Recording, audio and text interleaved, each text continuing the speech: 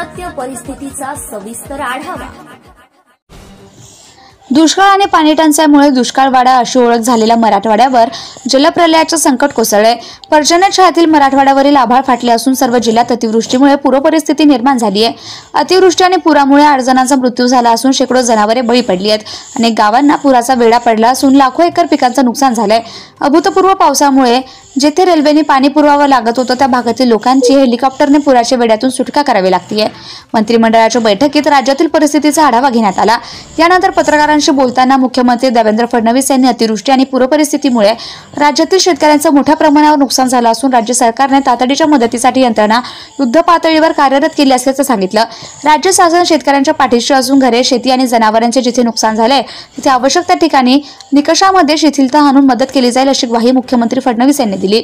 जून ते ऑगस्ट महिन्यात झालेल्या शेती पिकांच्या नुकसानापोटी आतापर्यंत 31,64,000 शेतकऱ्यांना 2,215 कोटी रुपयांची आर्थिक मदत मंजूर करण्यात आली आहे। यापैकी 1,829 कोटी रुपये जिल्हा स्तरावर वितरित करण्यात आले असून येत्या 8 ते 10 दिवसात शेतकऱ्यांच्या बँक खात्यात जमा होईल तशा सूचना स्थानिक प्रशासनाला देण्यात आल्या असल्याचं फडणवीस यांनी सांगितलं। पूरग्रस्त भागातील पंचनामे पूर्ण होताच तातडीने मदत पोहोचवली जाते। ज्या तालुक्यांचे पंचनामे पूर्ण होतात तिथे त्वरित आर्थिक सहाय्य वितरित केले जाते। एकत्रित शासन आदेशाची वाट न पाहता पंचनामे येतील तसे GR काढण्यात येत आहे। मदत कार्य कुठेही थांबले नाही। मृत्यू, जनावरांचे नुकसान, घराचे नुकसान यासारख्या दुर्दैवी घटनांसाठी जिल्हाधिकाऱ्यांना तातडीने मदत वितरित करण्याचे अधिकार देण्यात आले।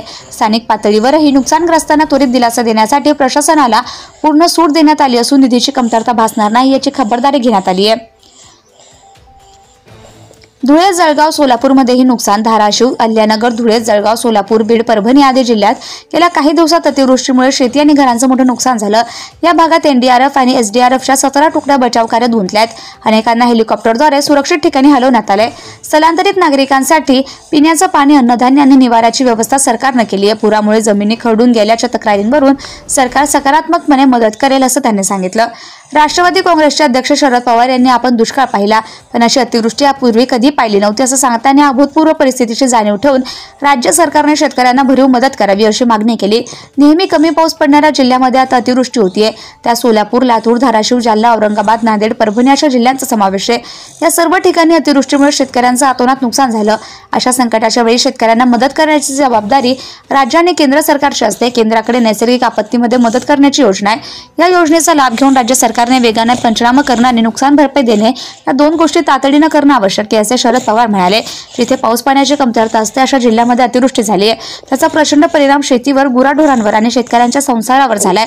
साधारणपणे या महिन्यामध्ये सोयाबीनचं पीक मोठ्या प्रमाणावर घेतलं जातं। सोयाबीन हे भरवशाचं पीक असतं। मात्र अतिवृष्टीमुळे सोयाबीनची वाढ झाल्यानंतर 5 दिवस वाफ्यामध्ये पाणी राहिलं आणि त्यामुळे सोयाबीनचं इतर पिके कुजून गेली।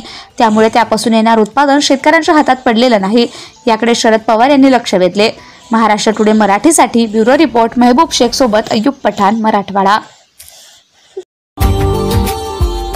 Subscribe now and press the bell icon. Never miss an update.